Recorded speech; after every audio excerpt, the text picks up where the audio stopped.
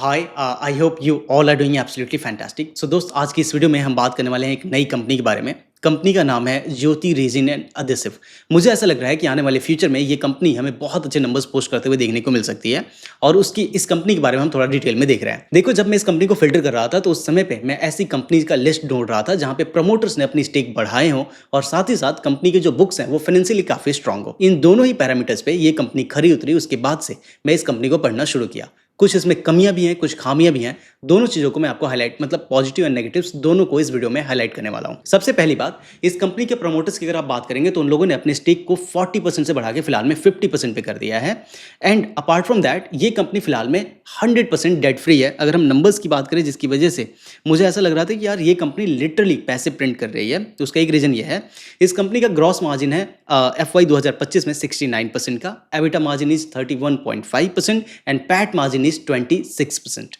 Don't you think these numbers are amazing? मुझे ऐसा लगा कि यार ये तो बिजनेस बहुत बढ़िया है। अगर ये कंपनी मुझे समझ में आई तो मैं जरूर ऐसी कंपनीज को ओन करना चाहूंगा। सो इसी वजह से आज के दिन पे हम लोग ज्योति रेजिन एंड अडेसिव को काफी डिटेल में कवर करने वाले हैं। इसको छोड़ के आप लोगों के लिए, आई नो ये वीडियो बहुत दिनों के बाद से आ रही है।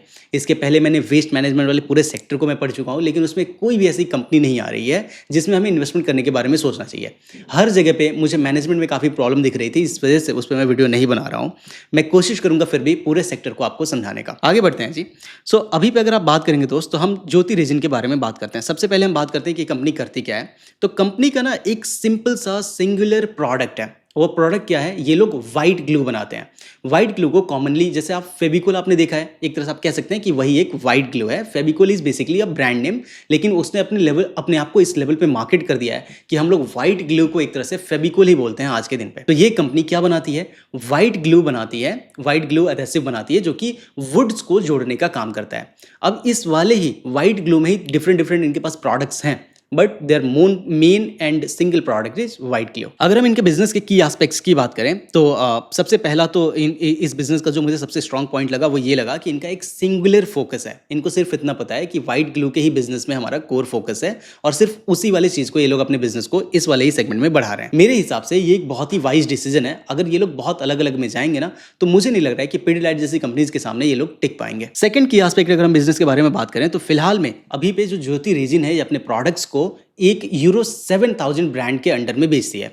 And they are as of today India की second largest wood adhesive brand है ये लोग, which is a very nice thing. मेरे हिसाब से पिडिलाइट के बाद से इन्हीं लोगों का नंबर आ रहा है इस वाले पर्टिकुलर सेगमेंट में। अगर हम इनके प्रोडक्ट के डाइवर्सिटी की बात करें तो आप यहाँ पे देख भी सकते हैं कि ये लोग बहुत सारे अलग अलग तरह के प्रोडक्ट्स बनाते हैं। जैसे एग्जाम्पल के तौर पे waterproof, weatherproof, anti termite, या फिर ऐसे भी ग्लू बनाते हैं जो बहुत ही जल्दी सूख जाता है, बहुत ही फास्ट ड्राई हो जाता है। अगर हम इस कंपनी के ऑपरेशनल प्रेजेंस एंड कैपेसिटी की बात करें तो फिलहाल में बात करोगे ना, तो जब से ये कंपनी स्टार्ट हुई है उस समय से ही इन लोगों का एक मैन्युफैक्चरिंग यूनिट है, जहाँ पे एक ही प्रोडक्शन वाला यूनिट है, जो कि संतेज गांधीनगर गुजरात में है। अगर आप आज के दिन पे उसके प्रोडक्शन कैपेसिटी की बात करेंगे तो 20,000 टन पर मंथ यहाँ से प्रोडक्शन की कैपेसिटी है। अगर आप एनुअली देखेंगे तो ये 24,000 टन पर एनम पे आ जाएगा। ऑल्सो अगर आप बात करेंगे ना, तो they are currently setting a warehouse जहाँ पे ये लोग अपने सामान को स्टोर कर पाए। अगर हम मार्केट रीच की बात करें तो आज के दिन पे ये लोग 14 स्टेट्स में प्रेजेंट हैं, जिनमें से आई गेस Q3 में ही इन लोगों ने, Q3 या Q2 में इन लोगों ने दिल्ली एंड यूपी में अपने आप को एक्सपेंड किया है। इसके बारे में अभी हम चर्चा करने वाले हैं, बट बॉटम लाइन ये है कि फिलहाल में अगर आप बात करेंगे तो 14 स्टेट्स में ये लोग प्रेजेंट हैं और इसके साथ ही साथ 48 branches, 65 distributors, 12,500 active dealers and लगभग 3.5 लाख कारपेंटर्स के साथ ये लोग जुड़े हुए हैं। साथ ही साथ अगर आप इनके सेल्स फोर्स की बात करेंगे तो 430 एग्जीक्यूटिव्स हैं, जो इनके, आप ऐसा कह सकते हैं सेल्समैन, आप समझ रहे हो, 430 अच्छे वाले सेल्समैन हैं जो कि अलग अलग एरिया को टैप करके बैठे हुए हैं। वहां पे मेक श्योर करते हैं कि यहाँ से हमें रेवेन्यू आते हुए देखने को मिले। रिसेंट में अगर आप बात करेंगे तो इन लोगों ने दिल्ली एंड उत्तर प्रदेश में एक्सपेंड किया है, जो कि Q2 या फिर Q3 की बात है। एक्चुअली क्या है ना, इस कंपनी को पढ़े हुए मुझे दो चार दिन से थोड़ा सा ज़्यादा हो गया, समय नहीं मिल रहा था इस वीडियो को शूट करने के लिए। बट बॉटम लाइन, जो भी चीज़ें मैं बोल रहा हूँ आप उस पर बिलीव कर सकते हैं, या फिर आप खुद से भी इनके बुक्स को गो थ्रू कर सकते हैं। अगर हम बात करें इनके फाइनेंशियल डिसिप्लिन की, तो अगर आप बात करेंगे, स्क्रीन पर भी जाके देखते हैं, तो जो कंपनी है ना वो कंप्लीटली डेट फ्री है। इस बैलेंस शीट में आप देख सकते हैं, अगर मैं इसको इधर की ओर एक्सपेंड करूँ तो आप देखो 2021 से ही ये कंपनी लिटरली जीरो डेट पे बैठी हुई है एज ऑफ टुडे की भी अगर हम बात करते हैं तो। अब इस बिजनेस को और इजी तरीके से समझने के लिए मैंने यहाँ पे एक स्वॉट एनालिसिस किया हुआ है, जिसकी मदद से मुझे ऐसा लग रहा था कि आपको ये कंपनी ज़्यादा बेटर तरीके से और जल्दी समझ में आएगी। तो इस सबसे पहले अगर हम इस कंपनी के स्ट्रेंथ की बात करें तो सबसे पहला और स्ट्रॉन्ग पॉइंट जो मुझे लग रहा है वो है इनकी मार्केट की position. As of today they are the second largest player जो कि वुड एडेसिव सेल करते हैं इंडिया में, और वो भी रिटेल सेगमेंट को ये लोग कैटर करते हैं। इनके सेल्स का जो सबसे ज़्यादा पोर्शन है, आई गेस एनुअल रिपोर्ट में जितना मेंशन था, अराउंड 93% या फिर 97% पार्ट रिटेल वाले से आता है, माने कि B2C से इनका मेन सेल्स आता है। फिलहाल में ये लोग OEM को टैप करने की कोशिश कर रहे हैं और वहां से अपने सेल्स को 5% से बढ़ा के 10 to 15% करने वाले हैं, और मेरे हिसाब से वो करना बहुत जरूरी भी है। अभी हम आगे बढ़ेंगे तो इस बात पे और हम बात करेंगे। स्ट्रेंथ में ही अगर हम दूसरे स्ट्रेंथ की बात करें तो अगर हम इनके बिजनेस मॉडल की बात करें तो दे आर लेजर फोकस्ड। इन्हें पता है कि एक सिंपल सा एक छोटू सा हमने प्रोडक्ट लिया हुआ है और उस पर ही हमें फोकस करना है। मेरे हिसाब से इसकी वजह से हमें ये कंपनी जल्दी से स्केल करते हुए देखने को मिल सकती है। अगर हम मैन्युफैक्चरिंग कैपेसिटी की भी बात करें तो वो भी अच्छी है। फिलहाल में इन लोग पास 2000 TPA की एक मंथली प्रोडक्शन कैपेसिटी है, और मैनेजमेंट ने ऐसा बोला भी है कि इस कैपेसिटी को हम लोग उस सेम प्लांट में ही बढ़ाने वाले हैं। और बढ़ाने के बाद से फिलहाल में अगर आप रेवेन्यू की बात करेंगे तो देखो यहाँ पे मैं आपको इस वाले में ही जरा सा मैं आपको हाईलाइट करके दिखाता हूँ। Give me a second only. इस वाले में ही अगर मैं आपको हाईलाइट करके दिखाऊं तो देखो इनके PL में अगर आप स्क्रीन पे भी आगे देखते हैं तो 2025 में जो इनका रेवेन्यू था वो कितना था दोस्त, 284 करोड़ का। इन लोगों का ऐसा कहना है कि इस प्रोडक्शन की कैपेसिटी को बढ़ाने के बाद से जो हमारा रेवेन्यू वहाँ से आने के लिए वो प्लांट रेडी हो जाएगा, वो ये रेवेन्यू लगभग 650 करोड़ का वो रेवेन्यू जनरेट कर सकता है। तो ये भी एक अच्छी बात है। कहीं पे भी अगर और अगर आप ऑल्सो बात करेंगे इस इंडस्ट्री में ही तो हमें लगभग 7% के केगर से ग्रोथ देखने को मिल रहा है, which is a very nice thing. Also इस पूरे सेगमेंट में अगर आप देखेंगे ना तो पिडिलाइट अपने आप में पूरे मार्केट को डोमिनेट करता है। पूरे मार्केट शेयर का almost 90% is with Pidilite, and मेरे हिसाब से थोड़ा टफ होगा इनको अपने आप को जमाना। उसका एक रीज़न है, उसका मेन रीज़न क्या है इनको अपने आप को जमाने में। अगर आपको ना कोई भी बिजनेस आप ऐसा कर रहे हैं जो कि डिस्ट्रीब्यूशन बेस्ड है, तो आपको मैं एक छोटा सा डेटा देता हूं, वहां से ना आपको ये बात समझना जरूरी है, मतलब ज़्यादा इजी हो जाएगा। कोई भी डिस्ट्रीब्यूशन बेस्ड अगर हम बिजनेस की बात करें, जैसे मान लो एग्जांपल हम लेते हैं अमेजोन की। अमेजोन इंडिया में एंट्री किया 2013 में, और वो लोग ब्रेक इवन या फिर आप कह सकते हैं थोड़ा मोड़ा जो प्रॉफिटेबल हो पाए वो हो पाए 2023 में। अगर आप डोमिनोज की बात करेंगे तो डोमिनोज इंडिया में एंटर हुआ 1996 में, और उनके अगर हम प्रॉफिटेबिलिटी की बात करें तो वो लोग अर्ली 2010 में प्रॉफिटेबल हुए। अगर आप फ्लिपकार्ट की बात करेंगे तो 2007 में स्टार्ट हुआ।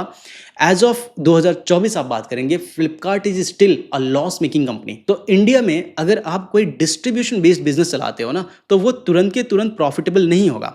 अभी पे अगर मैं आपको एक इनसाइट दूं तो अभी भी इन लोगों ने जो उत्तर प्रदेश एंड दिल्ली में अपने आप को एक्सपेंड किया है, इन दोनों स्टेट्स को मैच्योर होने में तकरीबन 3 साल का समय लगेगा, ऐसा मैनेजमेंट ने बताया है। और मुझे लग रहा है कि 3 साल कहीं नहीं गए हैं, ये बड़े आराम से आपके लगने ही लगने हैं। उसका एक मेजर रीज़न ये भी है कि देखो जब आप बड़े सिटीज टियर 1-2 में आते हैं ना तो वहाँ पे पिडिलाइट ने मार्केट और भी ज़्यादा तरीके से बहुत ही मतलब डीप रूटेड कैप्चर किया हुआ है। तो उन मार्केट्स को पेनेट्रेट करना बहुत मुश्किल है। अगर आप टियर 3-4 या फिर एकदम रूरल पार्ट में चले जाएंगे तो वहाँ पे तो आप लोगों को बेच सकते हो, लोगों को आप चेप सकते हो, बट यहाँ पे जो पिडिलाइट की मार्केटिंग है वो बहुत स्ट्रांग है। Another strength is there distribution network, जो कि मैंने आपको ऑलरेडी बताया हुआ है। मैनेजमेंट का जितना मैंने एनालिसिस किया बहुत 5 स्टार नहीं लगा। अगर मैं इस कंपनी में इन्वेस्ट करता हूँ तो हर एक कॉन कॉल को मैं जरूर चेक करूंगा, क्योंकि कुछ चीज़ें ऐसी हुई जहाँ से मुझे लगा कि यार ठीक है, हो सकता है मेरा खुद का जो ट्रस्ट इस कंपनी को जीतने में 1-2 और क्वार्टर लगे। मैंने अभी रिसेंट में इस कंपनी को पकड़ा है तो मैं इसको अभी 2-4 क्वार्टर तक ट्रैक करूंगा, उसके बाद से मेरा एक कन्विक्शन और ज़्यादा बेटर तरीके से बिल्ड होगा। अगर आप ब्रांड की बात करेंगे तो पंकज त्रिपाठी को जो ये लोग लेके आए हैं ना, मेरे हिसाब से ये बहुत अच्छा काम किया है। आई नो यहाँ पे इनके पैसे लगे होंगे, बट इसकी वजह से कंपनी को लॉन्ग रन में बहुत फायदा होने वाला है। ऐसा मैं क्यों बोल रहा हूँ, तो देखो जब मैं पेंट इंडस्ट्री आप लोगों को ना एक पेंट इंडस्ट्री में पूरा समझाने वाला था इंडिगो पेंट्स वाली वीडियो के बाद से, लेकिन समय की कमी की वजह से मैं उस वीडियो को बना ही नहीं पाया, क्योंकि PPT कभी रेडी पूरी नहीं हुई। मैं आपको एक छोटा सा ना यहाँ पे ग्लिम्स देता हूँ। तो देखो जब मैं एशियन पेंट्स को या फिर दूसरे प्लेयर्स को, पेंट वालों को पढ़ रहा था ना, तो मैं वहाँ पे देख रहा था कि पेंट वाले कंपनीज में एशियन पेंट ही सबसे ऊपर क्यों गई। तो उसके कुछ की रीजंस मेरे सामने आए। मुझे लगता है कि वो जान के आपको ही बहुत अच्छा लगेगा। देखो वैसे अगर आप देखेंगे ना तो आप ये देख रहे हैं पूरी पीपीटी मैं ऐसे बनाता हूँ। तो अगर अभी मैं आपको बॉटम में लेके आ रहा हूँ और काम वाली चीज़ पहले मैं आपको बता दे रहा हूँ। अगर आज के दिन पे कोई एक पेंट की कंपनी आप स्टार्ट करते हैं और अगर आप चाहते हैं कि आप एशियन पेंट को बीट कर दो, तो अगर आप इन सिर्फ 6 चीज़ों को फॉलो कर लेंगे ना तो आप एशियन पेंट्स को ज़रूर बीट करने वाले हैं। सबसे पहला क्या है, आपको किसी तरीके से ये मेक श्योर करना है कि आपकी जो क्वालिटी है वो एशियन पेंट से बेटर है या फिर एशियन पेंट्स के इक्वल है। सेकेंड वन इज, पेंट की कंपनी अगर आप स्टार्ट कर रहे हैं तो आपको एसकेयू मैनेज करना सबसे मुश्किल काम होगा। अगर आपने एसकेयू मैनेज करके लेके आप चले गए तो आप लेके चलना कि आप इस बिजनेस में सक्सेसफुल होने ही वाले हो। सबसे बड़ा चैलेंज ये हो जाता है, आपको हर एक कलर छोटे से छोटे डब्बे में और बड़े से बड़े डब्बे में अवेलेबल करवाना है दुकानदार के पास। तीसरा जो मेजर चीज मैंने यहाँ पे नोटिस किया कि जहाँ पे पेंट वाली कंपनीज फेल हो रही हैं और वहाँ पे एशियन पेंट्स जीत रहा है, वो ये है इन्वेंट्री को मैनेज करना, है ना। और उसके बाद से चौथा जो मेजर अगर आपको पढ़ना है ना तो आप इस वीडियो को पॉज करके यहाँ पे पढ़ सकते हैं। मैं जानबूझ के इसको बहुत डिटेल में नहीं बता रहा हूँ क्योंकि ये हम किसी और वीडियो में कवर करेंगे। चौथा मेजर रीजन, अगर आपने किसी तरीके से कंप्यूटर कलर मिक्सिंग वाले मशीन्स डाल दिए ना तो यहाँ से आपको बहुत अच्छा एक मतलब ये आपके लिए बहुत बड़ा प्लस पॉइंट है, क्योंकि आज के दिन में लोग एग्जैक्ट कलर लेके आते हैं। मैं भी कैमरा घुमा नहीं सकता, नहीं तो मैं आपको दिखाता। इवन मुझे जब अपना ऑफिस पेंट करवाना था तो जो आप डिट्टो फिन कैफे का लोगो देख रहे हो ना, उसमें जो रेड है वो डिट्टो रेड मंगाने के लिए मैंने भी वहाँ पे जाके, मतलब जो भी बंदा ऑफिस से गया था उसने जाके उनको वो हमारा लोगो दिखाया। उस लोगो को देखने के बाद से विद इन 2 मिनट्स उन लोगों ने डिट्टो कलर निकाल दिया। पहले पे ये पॉसिबल था ही नहीं। फिफ्थ वन इज, आपको अपने ब्रांड इमेज को जितना आप स्ट्रॉन्ग कर सकते हो उतना आपको करना है, क्योंकि people nowadays are very conscious about brand. And also आपको अपनी मार्केटिंग को टॉप नॉच रखना पड़ेगा। अगर आप इन सिर्फ 6 चीज़ों को कर पा रहे हैं तो आप दूसरे पेंट की कंपनीज की धज्जियां उड़ाने वाले हैं। आई थिंक जो बिरला ओपस आ रहा है ना उसमें ये सारी चीज़ें, मुझे पर्सनली जितनी मेरी बिजनेस की समझ है, ये सारी चीज़ें मौजूद हैं जिसकी वजह से इतना ज़्यादा हमें एशियन पेंट्स में डिस्काउंटिंग देखने को मिला। ऑल्सो अगर आप बात करेंगे ना दूसरे कंपनीज, पेंट वाली कंपनीज को आप पढ़ेंगे भी तो वहाँ पे आप नोटिस करेंगे Nerolac is the single company जिसका इन्वेंट्री मैनेजमेंट एशियन पेंट से ज़्यादा बेटर है। उसके भी अपने रीज़न है, अदरवाइज आप यहाँ पे पढ़ सकते हो, बट उसका एक मेजर रीज़न ये है कि उन लोगों के ना ऑटोमोटिव पार्ट से ज़्यादा सेल्स आता है, इस वजह से वो लोग इन्वेंट्री मैनेजमेंट पे एशियन पेंट्स को बीट कर रहे हैं। अदरवाइज एशियन पेंट्स दूसरे जितने भी पेंट की कंपनीज हैं उन सबको इन सारे पैरामीटर्स पे बीट करता है। हम आते हैं वापस अपने टॉपिक पे जहाँ पे हम लोग बात कर रहे थे। तो यहाँ पे मैंने आपको सारा स्ट्रेंथ वाला जितना भी पॉइंट है वो सारा मैंने आपको बता दिया। अब हम आते हैं कि क्या वो वीकनेसेस हैं जो मुझे इस कंपनी में मतलब मुझे पर्सनली ऐसी लगी कि यार ये जो चीज़ें हैं ये आगे चल के एक बहुत बड़ी वीकनेस बन सकती हैं। सबसे पहला इसमें यह है कि अगर आप इनके रीसेंट वाले रिजल्ट्स देखेंगे ना उसमें हमें वॉल्यूम में वो ग्रोथ देखने को नहीं मिल रही है। FY 2025 के लिए मैनेजमेंट ने गाइड किया था कि हम लोगों को 20% का ग्रोथ देखने को मिलेगा, whereas the actual growth was only 12%, which is a big concern. आने वाले समय में अगर ये ग्रोथ, वॉल्यूम वाला ग्रोथ 20% पे जाता है तो मेरे हिसाब से ये कंपनी में हमें मतलब जो शेयर के प्राइसेस है ना वो स्काई रॉकेट होते हुए जरूर देखने को मिलेंगे। सेकंड वन इज कि जो मार्केट पेनिट्रेशन है ना that is going to be a major challenge for them, लेकिन अगर इस चीज़ को ये लोग क्रैक कर पाते हैं तो ये लोग बहुत अच्छे पैसे यहाँ पे प्रिंट करने वाले हैं। अगर आप बात करेंगे तो दिल्ली NCR जो इन लोगों ने इसके पहले जो भी स्टेट्स को क्रैक किया है, आई थिंक उनसे कहीं ज़्यादा टफ होने वाला है, क्योंकि यहाँ पे पिडीलाइट का जो आप देखो जो भी बड़े वाले ये Tier 1 एंड 2 वाले सिटीज़ हैं वहाँ पे आपको ब्रांड पेनिट्रेट करना इज एक्चुअली टफ। इसी वजह से आई थिंक अगर आप इंडिगो पेंट्स का भी, अगर मैं जितना बिजनेस पढ़ रहा था ना तो वहाँ पे मुझे यही देखने को आया, और इवन हेमंत जालान सर ने भी वहाँ पे मेंशन किया हुआ है कि देखो इंडिगो पेंट्स इस वजह से विन कर पाया क्योंकि हमने सिटी से Tier 1 2 से स्टार्ट ही नहीं किया। They went from the Tier 4 cities, और वहाँ पे ब्रांड की उतनी ज़्यादा लोगों को उतनी वो नहीं होता है, वो चुल नहीं होती है कि नहीं नहीं मेरे को तो एशियन पेंट ही चाहिए। शहरों में वो आपको ज़्यादा देखने को मिलेगा, तो इस वजह से वो लोग अपने बिजनेस को बहुत जल्दी ग्रो कर पाए। ऑल्सो मैं आपको ये चीज़ हाईलाइट कर चुका हूँ कि अगर आप ये देखेंगे ना कि बहुत जल्दी रेवेन्यूज़ में हमें जंप आते हुए देखने को मिले तो मेरे हिसाब से आपको थोड़ा टाइम देना पड़ेगा, बट इन 3 ईयर्स जो ये जो दिल्ली एंड यूपी में इन लोगों ने अपने आप को एक्सपेंड किया है, ये स्टेट्स मैच्योर होंगे तो 100% हमें रेवेन्यूज़ में एक जंप देखने को मिलेगा। एक और मेजर वीकनेस जो मुझे लगा वो ये है कि जब अगर आप ये वाइट ग्लू वाले बिजनेस में आते हैं ना तो जो आपका रॉ मटेरियल है वो है विनाइल एसीटेट मोनोमर, जिसे हम वैम भी बोलते हैं। तो ये 95% लगभग अप्रॉक्सीमेटली 95% हमें इंपोर्ट करना पड़ता है, और फिलहाल में जिस तरीके से ग्लोबल टेंशन दिख रही है उसकी वजह से रॉ मटेरियल के प्राइसेस में फ्लक्चुएशन आ सकता है। या फिर हो सकता है कि सप्लाई वाले चेन में ही हमें प्रॉब्लम देखने को मिले, जिसकी वजह से हमें कुछ टर्मोइल ज़रूर देखने को मिल सकता है इस कंपनी के शेयर के प्राइसेस में। एक और मेजर वीकनेस आप कह सकते हैं, वो मुझे पर्सनली जो लगा वो मैं आपके सामने रख रहा हूँ। आप में से कुछ लोग जो बिज़नेस की समझ रखते हैं, हो सकता है आप बोलेंगे कि देखो इनका बिज़नेस ही ऐसा है कि इसमें ये चीज़ हमें देखने को मिलेगी, बट स्टिल मेरे हिसाब से ये एक नेगेटिव पॉइंट लगा, तो इस वजह से मैंने यहाँ पे हाईलाइट किया हुआ है। वो ये है कि इनका अगर आप रिसीवेबल्स देखेंगे ना, तो लगातार हमें बढ़ते हुए देखने को मिल रहा है। इट हैज़ वेंट up from 36% of sales to 44% of sales. यहाँ पे आप देख भी सकते हैं, मैंने ये बैलेंस शीट का स्क्रीनशॉट लिया हुआ है। ट्रेड रिसीवेबल्स 2022 में जो 64 करोड़ का था, वो फिलहाल में बढ़ के 126 करोड़ पे चला गया है। ये नंबर इतना ज़्यादा बढ़ रहा है, जो कि अच्छी बात नहीं है। यहाँ पे क्या होगा, वर्किंग कैपिटल की हमें प्रॉब्लम आते हुए देखने को मिल सकती है, जो कि आ भी रही है। अगर हम इनके अपॉर्चुनिटीज़ की बात करें, तो एक अच्छी बात यह है कि जो पूरा का पूरा ओवरऑल मार्केट है ना वुड एडहेसिव का, वाइट ग्लू वाले का, वो 7% के किगर से हमें ग्रो करते हुए देखने को मिल रहा है, which is a very nice thing. Also they are expanding to new states. Geographical expansion होने की वजह से भी हमें सेल्स में एक अच्छा ग्रोथ देखने को मिल सकता है। And also they are trying to tap the OEM players. तो OEM वाले सेगमेंट को अगर ये लोग टारगेट करते हैं ठीक से, और वहाँ से अगर हमें रेवेन्यू में इंक्रीज आते हुए देखने को मिलता है, which is a very nice thing.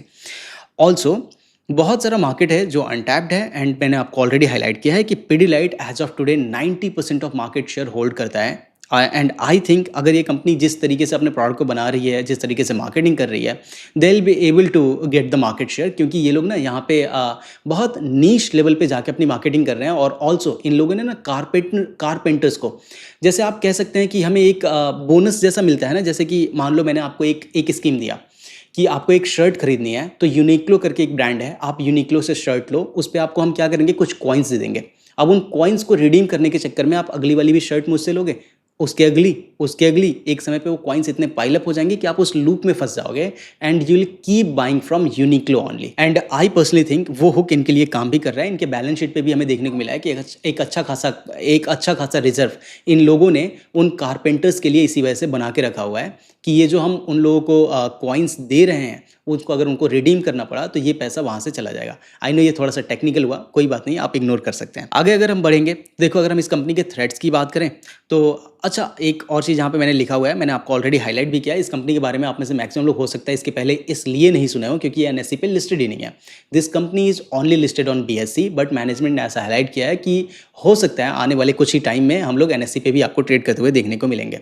अगर कोई कंपनी NSE पे नहीं है, सिर्फ BSE पे है, इसमें कोई भी नेगेटिव पॉइंट नहीं है। कंपनीज कैन चूज कि हमें नहीं आना है NSE पे। उससे क्या होता है, कंप्लायंसेस बहुत ज़्यादा बढ़ जाते हैं, फिर आपको बहुत सारे और कंप्लायंस पे टिक करना पड़ेगा, उसके बाद से आप NSE पे होंगे, प्लस में आपको एक लिस्टिंग फी देनी पड़ेगी, तो अपने आप में एक झंझट है। ठीक है, अच्छी बात है ना, कंपनीज को मेन अपने बिजनेस पे फोकस करना है। अगर आप सिर्फ BSE पे हो तो भी चलेगा, सिर्फ NSE पे हो तो भी चलेगा, दोनों पे हो तो और अच्छी बात है, क्योंकि लिक्विडिटी थोड़ी सी ज़्यादा हो जाएगी। अगर हम इस कंपनी के थ्रेड्स की बात करें, तो सबसे पहला और सबसे मेजर थ्रेड वही है, मैं फिर से हाईलाइट कर रहा हूँ कि पिडिलाइट एंड एस्ट्रल से हमें कॉम्पिटिशन बहुत सारा देखने को मिलेगा।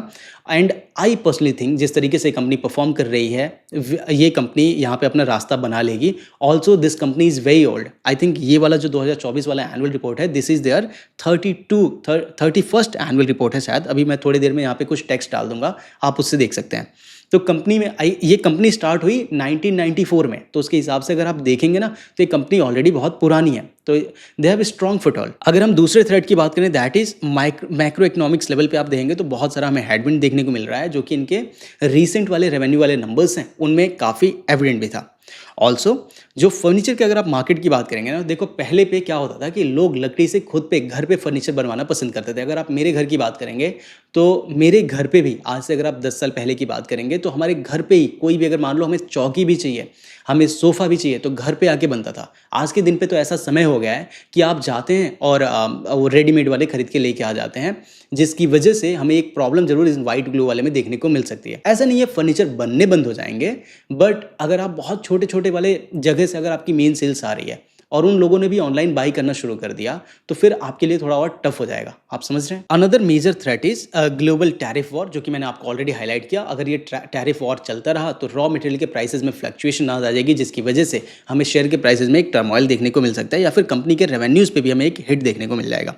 Now why do I think कि this company can do very good in near future? उसका एक मेजर रीजन यह है कि देयर एम्बिशियस ग्रोथ टारगेट, और इसके पहले इन लोगों ने डिलीवर भी किया हुआ है। रिसेंट में थोड़ा सा फेल किया है इन लोगों ने, लेकिन धंधे में ऐसा होता है।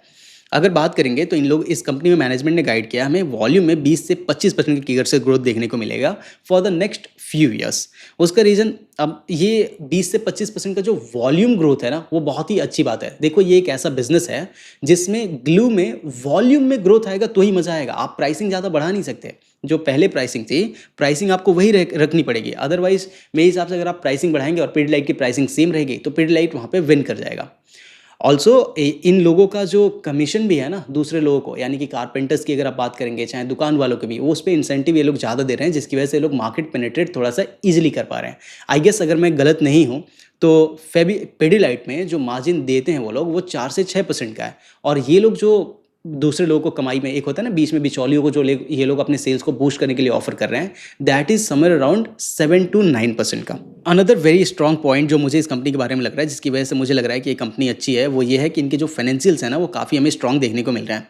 Company is literally debt free. अगर आप इनके ग्रॉस मार्जिन की बात करोगे that is 69%, EBITDA margin is 31.5%, PAT margin is around 26%। Also company के पास अच्छा खासा रिजर्व रखा हुआ है। अगर मैं आपको इनके रिजर्व वाले सेगमेंट को हाईलाइट करूँ ना, तो देखो यहाँ पे मैं आपको दूसरे वाले एक उस पे लेके आऊँगा जो मैंने ऑल इस पे डाला हुआ है।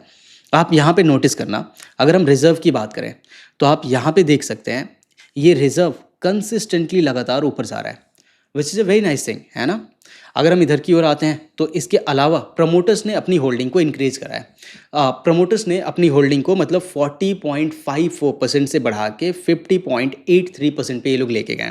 40.54% कब था? 2017 में। 2017 से 25 के बीच में इन लोगों ने लगभग 10% से अपने स्टेक को बढ़ाया है, जिसकी वजह से मेरा भी कॉन्फिडेंस इस कंपनी में बूस्ट हो रहा है। एक और चीज़, जो चीज़ मुझे इस कंपनी में समझ में नहीं आई, वो रीज़न यार ये दोस्त ये है, इस कंपनी में जो डायरेक्टर्स की रेम्यूनरेशन है ना, उसमें एक बहुत ही स्टीप जंप देखने को मिला। मेरे हिसाब से पहले भी आप काम सर शायद उतना ही मेहनत से कर रहे थे।